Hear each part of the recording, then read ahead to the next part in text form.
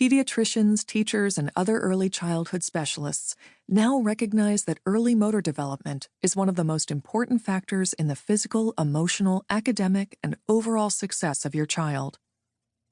In the past, as children walked and became more independent, they went outside to play. They climbed trees, jumped in puddles, played hopscotch, and rolled down hills. By doing so, their brains were learning all about the concepts of up and down, right and left, forward and back, many of the skills crucial for the acquisition of reading, writing, and being in sync. Think of the developing child as a tree. The stronger the roots, the more nutrients will be absorbed, the more anchored the tree will be, and the sturdier the trunk and branches will grow. A child with strong roots is likely to mature into a sturdy, thriving, blossoming individual.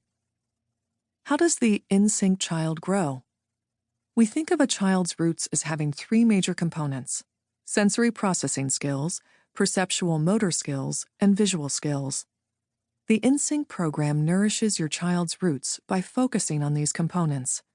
These skills begin to develop before or soon after birth and are continuously integrated as the child moves.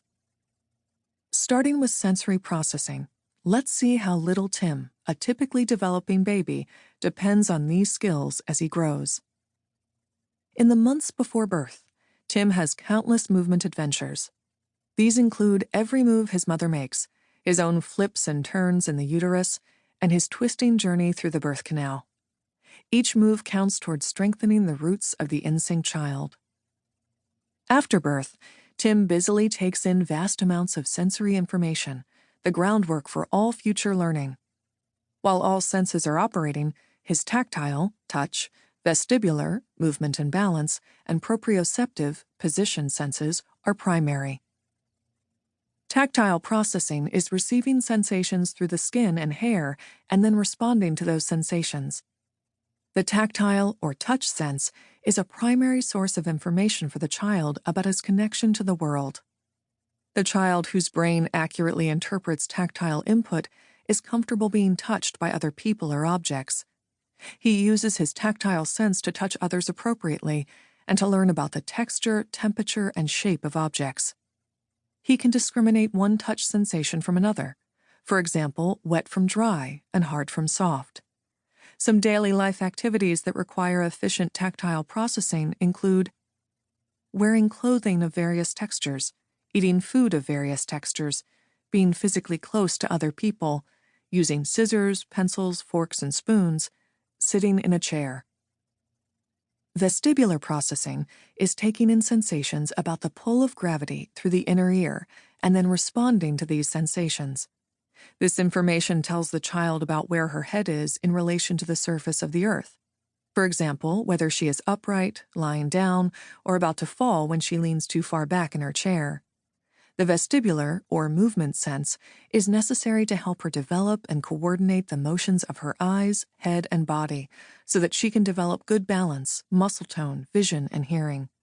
Some daily life skills that require efficient vestibular processing include standing independently without leaning on another person or object, walking across an unstable surface, for example, gravel or an uneven sidewalk, riding a bicycle, riding in a car or elevator without motion sickness, sitting upright at a table or desk. When John needs a dose of something and you don't know what, give him something to push, pull, lift, or carry. Each one of these vigorous actions develops and enhances his proprioception, and it feels good. Proprioception is the unconscious awareness of sensations coming from muscles and joints.